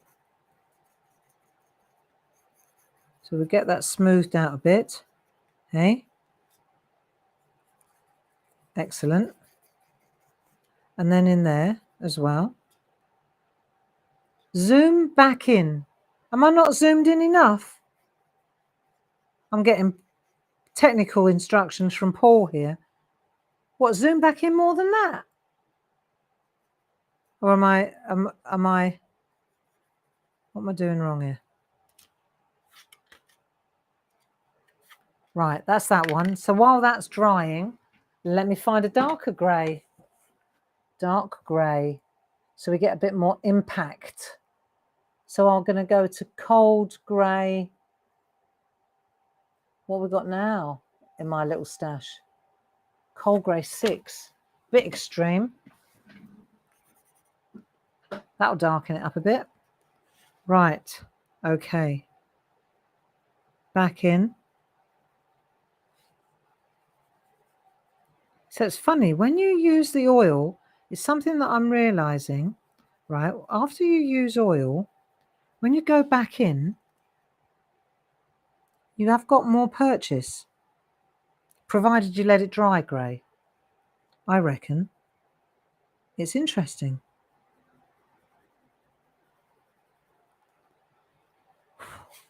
Right, let's see. Okie dokie. So I reckon we could do a little bit more of the light grey in this area. See, and that's the thing. I can go over the top of the white See if it changes it. No, you don't lose the white. Right. Okay. So recap on this, how to get this effect, because you know the artwork I'm talking about. We often see this beautiful colouring. Frances Knott, Gail Sydenham, Linda WiIlliams, these ladies do this immaculate colouring in where you've got no white line art like the Groovi, and you think to yourself, I'll never be able to do that, don't you? Well, I do. I think, how do you ever get that done? Well, let's have a little recap. The way that we've done this, right, is we use, let me ask you some questions. See if you can tell me the answers or tell yourself the answers. You use, when you do the outline, the initial outline, let's check. Let's have a little recap. Can you remember which tool I used to do the outside of this so that we don't have any white edge? Can you remember? Don't worry if you can't. I'm going to tell you again anyway. Smooth this out. I used the number 3. Do you remember? I used the number 3. And I bet if you talk to the traditional parchers, they might even use the number 4. But I think it's important to see it. And on the subject of being able to see it, right? What was the next thing we did? Can you remember? Was it the stippling or the colouring? I know I'm asking daft questions and I know you know the answers, but sometimes it's good to reinforce these things, isn't it? Hey? What did I do next? Did I do the stippling? Or did I do something before the stippling? Can you remember? What did I do before I did the stippling so that I could see exactly where the stippling needed to go? Can you remember? That's right. I embossed, didn't I? I lightly embossed the area, these bits. Did I do it from the front or the back? When I did the little bit of embossing to show myself where to do the stippling. Where did I do that? Did I do that from the front or the back? Can you remember? That's right, I did it from the back, didn't I? And I used a large ball tool. And you could use the black mat with something over the top so that it wasn't quite so bouncy. Can you remember? That's right. I used a piece of plastic, a plastic sheet, didn't I? A polybag cut up. Or I used the pink mat, the excellent pink mat, right? So getting back to where we were as a recap, we did a little bit of white work on the back and then we did the stippling. But what did we use to do the stippling? What did I use? Can you remember? See if you can. Was it a 1 needle bold? Was it a 1 needle fine? Does it matter? That's right, it doesn't matter. As long as it's 1 needle something. So I was using 1 needle bold, I think. Yeah, I reckon. 1 needle bold. So it doesn't matter. As long as there's only 1 needle, it works. Right. Good. And what did I stipple onto? Do you remember? I used something. I didn't just stab straight into the mat, did I? You remember? Keep saying, can you remember? I know you can. Yeah, that's right. I used that. And that works really well. Right, so it's just a card, isn't it? With black on it. So that helped a lot when I was doing the stippling from the front or the back. Honestly, it's worth writing this stuff down because the next time you go to do it, you'll go to yourself, did you stipple from the back or did you stipple from the front? She stippled from the back. Write it down. Just make a note. Honestly, you'll wish you had. I don't know how many times I've had to ring Linda WiIlliams and say, do I stipple from the front or the back? But now I know. Okay. Shall we add a little bit more? I want to add a bit of depth. So I'm on the front now. Okay, so we did the, I'm just repeating, aren't I? What I did before. There we go. This is going to be so nice. Looky. It does help if you like colouring, I have to say. So when we got to do the colouring, we went on the back, didn't we? And we did one layer. I'm really chuffed with this. Do you know that? We did one layer, didn't we? On the back. And then we used the Dorso oil. And we used a sponge with a little drop of Dorso oil and a blending nib, with or without the handle. Look, I'm quite capable of doing this like that. It's easy. Just bear with us. Bear with us before we get these in. It won't be long, right? We try so hard, but some things are just not in our control. Right. And then I just want to blend this grey. So then once we did the blending, didn't we, with the Dorso oil? Yeah. I'm on the front now.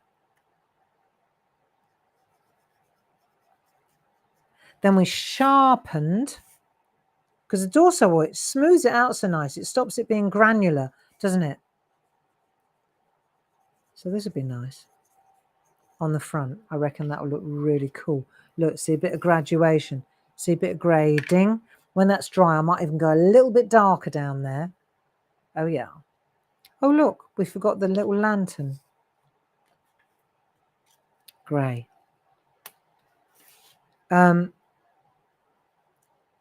So basically, with this colouring, you do 2 layers. You do one layer on the back, and then you use your oil to smooth it over.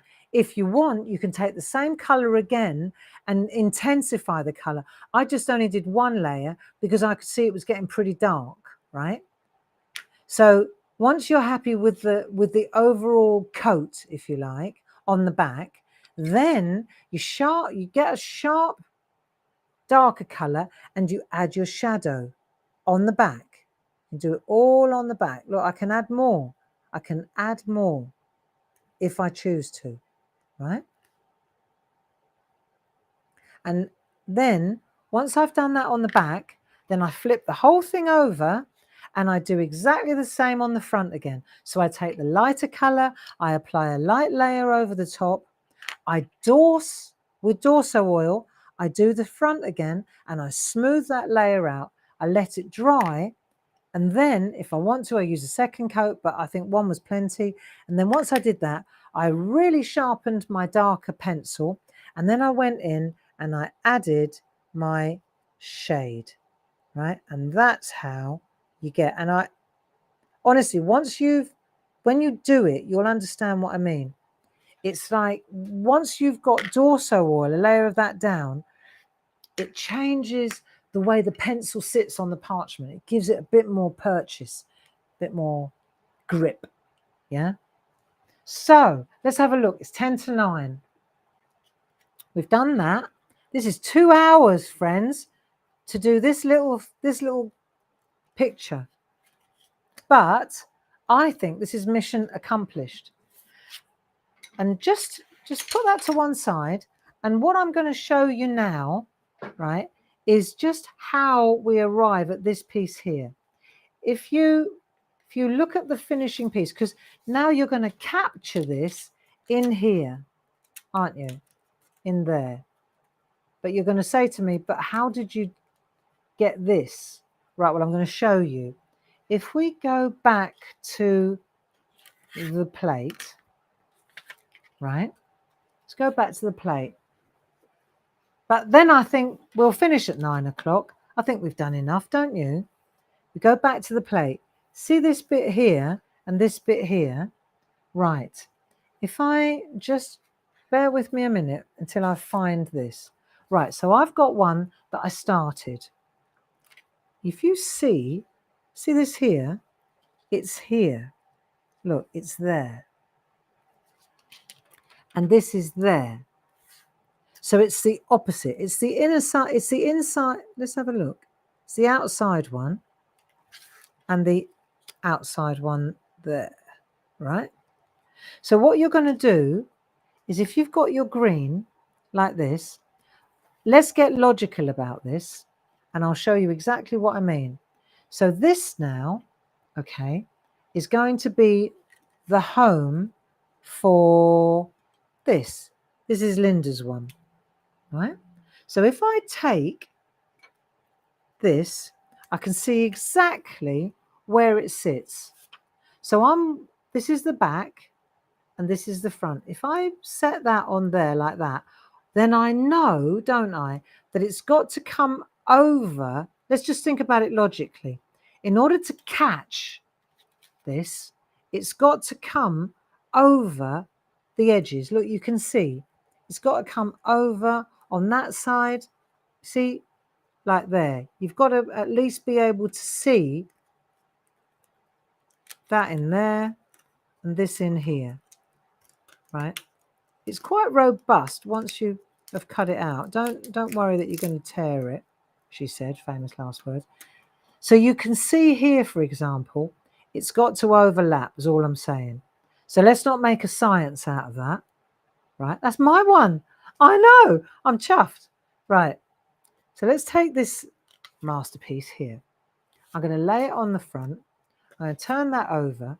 I can see exactly where that little girl's still sitting. I can see exactly where it's going to be. If I want to, see, I want to slide it away. I'm going to go up to the top for this bit. Do you see? So I'm going to hold that like that. I can see exactly where it is. I'm going to go right in the middle like that. Now let me give you a clue. See the dots here? See these dots here? I'm going to tuck, because I can see through the green. I'm going to tuck that. I know exactly where it's going. If I had to hold it like that, take that away, right? I'll take a Groovi tab. Let's just get one of them from here, right? I'm going to take a Groovi tab with my other hand, right? And I'll hold this in place. Right, it moved. No, it's all right, because it's just those two dots. As long as I look at those two dots, then I know that it's going to work. So I stick that down like that. Stick that down like this. So I'm on the back. See, because it's the shiny side. Then I can take this and I can see exactly. I can either look at it from the front or the back, but that you get my meaning. Then you're going to take your number one tool. You probably want to put a bit of tumble dry sheet, a bit of slick on that before you start, right? Make sure that you're on the right path, and you're going to use, if you want the outside one or the inside one, right? It's up to you. I think I'm going to go with the outside one or the inside one. I'm going to use the inside one. I'm going to use this one here. And I'm going to go from one side to the other. I'm not going to worry. So here, for example, right, I'm going to go like this. Don't take long. This is all I want to show you. If I do you one side like that, don't rush it, Gray. So you do that, and then your dots. Maybe I'll use the number 2 tool. I wonder if the number 1 tool, well, that works as well. I'm always tempted to do number 1 or number 2. Let's have a look. I think these dots are delicate enough that they can handle the number 1 tool without puncturing it. You know? Looks to me like it's working. Right, there you go. So you can use the number 2 tool or the number 1 tool. Let's have a look. I think the number 2 tool probably gives you a better dot because it completely fills the, yeah. Let's do the number 2 tool. Have you ever seen Josie Davison whizzing round a grid? That's something to behold. She'd get done for speeding if there was a speed limit. There you go. So, Paul, is there anything we need to be telling our friends about what's coming up? Grace is in the room as well. Well, hello, Grace from New York. Lovely to have my daughter's company this evening. See, so we've done that. Then when we lift this up, you turn it over, there's the beginning, see? And you do the same thing on all three sides. And that then becomes, see, you can either use pencil marks or just use the piece itself. But the idea is that you just give yourself, it's just got to be logical, just get it logic. So this one here, for example, right? If you're going down here on there, like so, right? And you can see you got the dots again. The dots are your key. So up here, the dots are my key. The dots tell me exactly where to go. You see? So I'll take these two dots. So I'll use my dots. I'll make sure it's straight like that. I've got to turn it over though and make sure I'm working on the back. Okay. So I've got my dots. And then before I start, right, on this one, I'm going to make sure if I go along that line there, I'm going to make sure I catch it. There you go. So I know it's going to work. I've used my artwork to catch it. Do you follow what I mean? And I will secure this now. Right. And then I'll check and I'll check and I'll check again. So I've done that. I think I'm happy with the position, but just to be sure, I'm going to pop this over the top and I can see I'm capturing it there. It's bang in the middle. I've got it caught at that side. I've got it caught at this side and I've got it caught both sides. So now I'll go in and I'll do my fourth one on this. So in we go again. And we're using the one on the inside. This will be plenty. And the thing is, it's only a piece of parchment. If there's something wrong,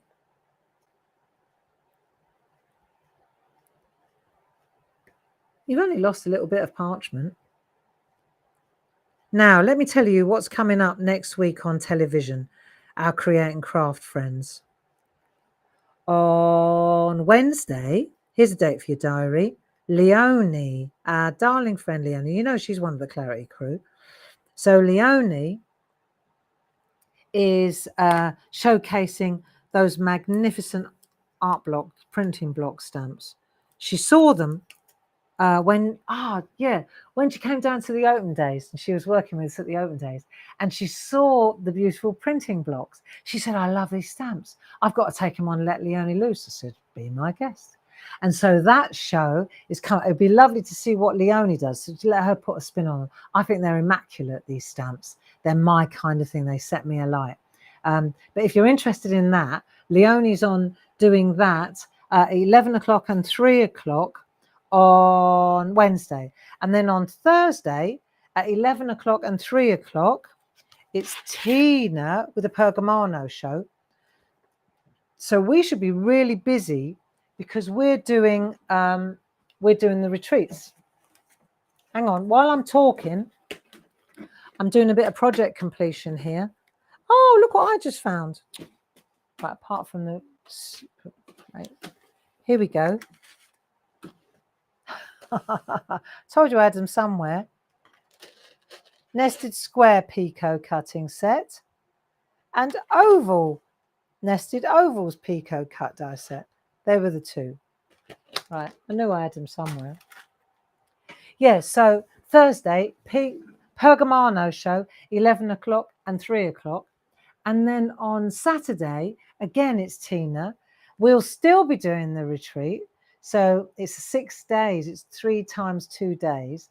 But Tina, she's helping us out. She's doing the Pergamano show. And then on Saturday, I think she's got 1 o'clock and 5 o'clock. 1 o'clock. Is it 1 o'clock or 2 o'clock, Paul? 1 o'clock. 5 o'clock on Saturday. She's got a wonderful show lined up then too. 1 o'clock and 5 o'clock, Paul says. So if we take, for example, we take a piece of, let's have a look. What do we want to do? Do we want to do it on black? Black's probably better for this job. I think black. White's good if we're using, let's have a look. And I want to show you how we're going to cut out these bits. Yeah, so we've got a bit of black foam. I think this is right. Then I'm going to use my 2 needle bold. So you can tell from the bottom. Is that the bold one? Well, I'll soon find out. And then what you do is you decide, right, if this is going to be where you cut out, you decide where you want to start. You don't want to cut all the way to the edge because otherwise it will just fall off, won't it? So what you're doing is you're just cutting to a point. Do you see? It's just to there and to there. So for example, what we're going to do is take our, see, I love doing this stuff and I never get to it because we always run out of time on the television. So for example, you can always add a bit more afterwards if you feel like it. I'm going to make, this is my logic, I'm going to use my 1 needle tool to make a mark. That's as far as I want to go, and that's as far as I want to go. So I don't want to cut out more than that. See, I'll just do one so you understand. If you're new to this, you want to know how you perforate, don't you? How you cut this out. Well, this is how you cut it out. If you're doing freehand like this, then you need a 2 needle bold tool, right? A 2 needle bold, and you'll see that the 2 needle bold, it has like one slightly longer needle than the other one. So what you're going to do, I'll show you. You're going to stay, we're going to cut this out. So you're going to go with a slightly longer one, the one that's protruding a little bit more, right? You can see. You're going to go like that, one.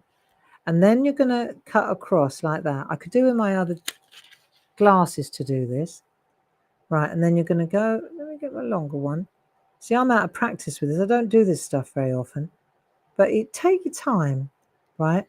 And then in you go. So you put the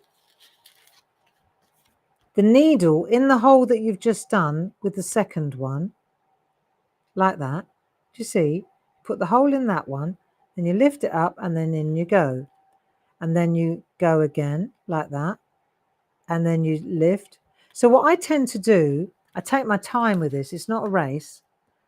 I'll go into that hole, right? I'm going to straddle that V now. And then I'm going to come down. And then I'll go again. And I'm staying as close to the white line. And then I'll come up. And then I'll push down.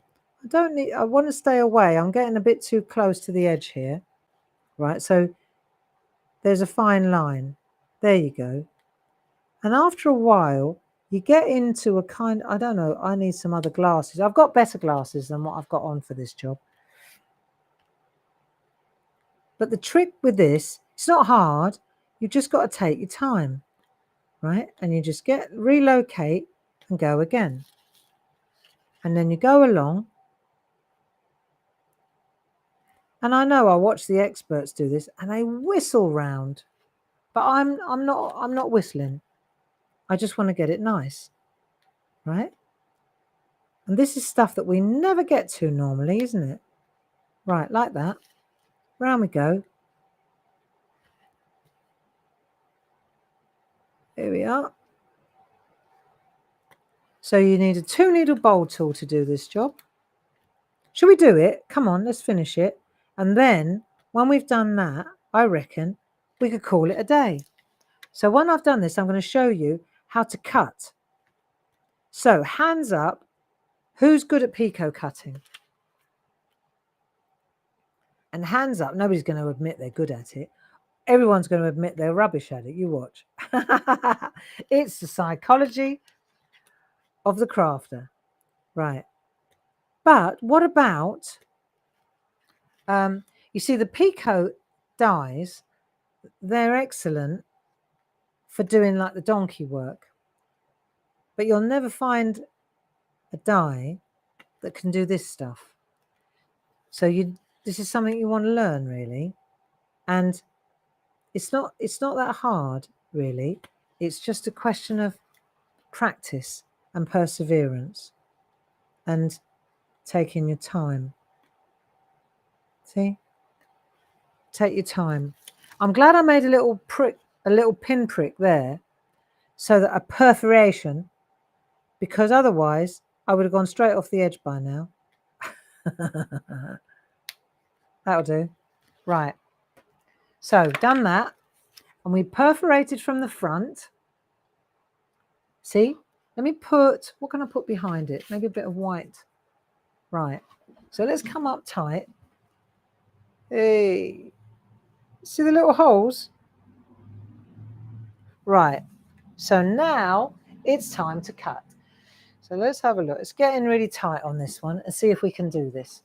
I haven't done any cutting for a while, but it's like a lot of things. You remember, don't you? Once you learn, it's like riding a bike. First couple are a bit ropey, and then after that it gets better. So we've got 3 different sorts of scissors. We've got these ones, which are the ring lock. They're really tight. They're good. If you've got big fingers, these are quite good. Then we've got the snips, or perga something or others. What are these called, Paul? Perga cutters, I think they're called. Right. And these are great if you've got dexterity problems, because you don't actually you don't use your fingers in the scissors. You just squeeze them like tweezers, really. So they're quite good. And then these ones, these are the exclusives, I think they're called, and these are my personal favorite. So this is what we're going to do. Let me just think for a minute. Right, so we're going to use this is all different ways. I've seen this done so many times in different ways. I can only show you what I do, right? And I learned this from Linda and from Tina Cox, both are people that I follow, if you like. They are my mentors, and I watch the way they do it and I follow them. So you put your thumb in that one, and then I put my third finger, not the index finger, I put that one and then that one, and then I've got my fingers like that. Right, let's have a go. And then what I'm going to do is I'm going to pop you can use a black mat. When you buy the scissors, you get a piece of this black mat as well. You go like that, and then you snip, and then you go to the next one, and you just put the tips in, and you go over and you snip again. So you just go in and snip, and then you go again, and you just put the tips of the scissors in, and you lean over, and then you snip. When I started, I found it easier to put my finger underneath the artwork. And I know, because then obviously if you draw blood, you're going down in too deep. But I found that I was able to really control how far I went in to I didn't go in too deep, because I could feel when you go in, you can feel the tips of the scissors touching your finger. You're not stabbing yourself. You can hear the click. Hang on. I've got the wrong glasses on, but I'm sure I'll get round this all right. My Dame Ednas are in the box ready to go to Ditton. There you go. So let's see if it's working. Hang on. So you take your time, lean over. I find this very therapeutic. Of all the parching techniques, I'd say I like this one. I like them all, but I like this one the best. And it's one that I seldom get to. Let's have a look if it's worked. Oh yeah, there you go. So if I take a bit of black card, let me see if I can find a bit of black card, and then I can show you. I've got card everywhere. Let's see if I pop this in here.